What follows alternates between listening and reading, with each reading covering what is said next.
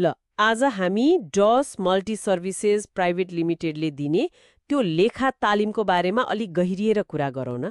उनीहरूको सामग्री हेर्दा त नेपालमै पहिलो पटक पूर्ण प्रयोगात्मक भन्या छ। हो, मैले नि हेरेँ। यो त शून्यबाटै सुरु गरेर रिपोर्ट बनाउनेसम्म सिकाउने भन्ने कुरा रहेछ। भनेपछि +2 सकेर बसेका या आफ्नै व्यापार सम्हाल्छु भन्नेहरूलाई त ठिकै होला नि, होइन? लक्षित समूह त्यस्तै देखिन्छ। अनि जोड चाहिँ पुरै प्र्याक्टिकलमा छ। त्यो आजकल महत्त्वपूर्ण छ नि। हो त नि।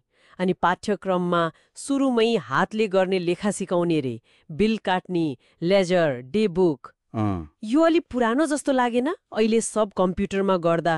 खै त्यो आधार बनाउन होला। मतलब सफ्टवेयर चलाउनु अगाडि खास प्रक्रिया कसरी चल्छ भनेर बुझ्नलाई। हिसाब गडबड होला कहाँ हेर्ने भन्ने थाहा हुन्छ नि त। जग बलियो भयो भने पछि सजिलो। ए त्यो त हो। जगपछि त आधुनिक सिप पनि छ। एमएस वर्ड, एक्सेल, त्यो पनि साधारण मात्र होइन, एडभान्ससम्मै। अनि एमआइएस रिपोर्ट बनाउन सिकाउने पनि भन्या छ। एमआइएस रिपोर्ट भनेको के हो खास? एमआइएस भनेको म्यानेजमेन्ट इन्फर्मेसन सिस्टम रिपोर्ट। यसले चाहिँ कम्पनीको डाटाहरूलाई व्यवस्थापनले बुझ्ने गरी निर्णय लिन सजिलो हुने गरी प्रस्तुत गर्छ क्या। एक्सेलमा एडभान्स हुनु अनि यस्तो रिपोर्ट बनाउन जान्नु भनेको त लेखामा निकै राम्रो मानिन्छ नि। हो र? अनि सफ्टवेयरको कुरा गर्दा ट्याली, इआरपी र स्वस्तिक दुवै सिकाउने रे। त्यो एकदम राम्रो पक्ष हो। नेपालमा साना मझौला व्यवसायमा यिनै चल्छन् धेरै जसो। दुवै जानेपछि त जता नै अवसर हुन सक्छ। एउटा कम्पनीले ट्याली चलाउला, अर्कोले स्वस्तिक। हो त नि। अनि यसमा नेपाल सरकारको लेखा प्रणाली अनुसार काम गर्ने ज्ञान पनि दिइने रे। हो, यसले तालिमलाई अझै फराकिलो बनायो। निजी कम्पनीमा मात्र होइन, अब सरकारी गैर सरकारीतिर काम गर्न नि सजिलो भयो। सरकारी नियम, कर प्रणालीहरू फरक हुन्छन् नि त। त्यो ज्ञानले एकदमै मद्दत गर्छ। साँच्ची?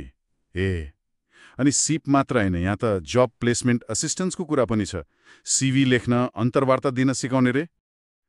यो त झन् राम्रो। सिप सिकेर मात्र भएन, त्यसलाई बेच्न नै जान्नु पर्यो नि बजारमा। उनीहरूले यो पूर्ण प्याकेज बनाउन खोजेको देखिन्छ।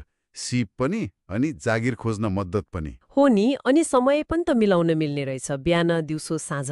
हो, त्यसले गर्दा काम गर्ने वा अरू पढ्दै गरेकालाई पनि सजिलो भयो। आफ्नो समय अनुसार लिन पाइयो। ठेलाना पनि स्पष्टै छ, बुटवल, मिलनचोक, सिद्धार्थ ब्याङ्क अगाडि, अनि फोन नम्बर पनि छन्। सम्पर्क गर्न सजिलो छ। भनेपछि समग्रमा हेर्दा त यो डिओएस मल्टी सर्भिसेसको तालिम आधारभूतदेखि लिएर व्यावहारिक सिप, सफ्टवेयर ज्ञान, सरकारी नियम अनि जागिर खोज्ने तरिका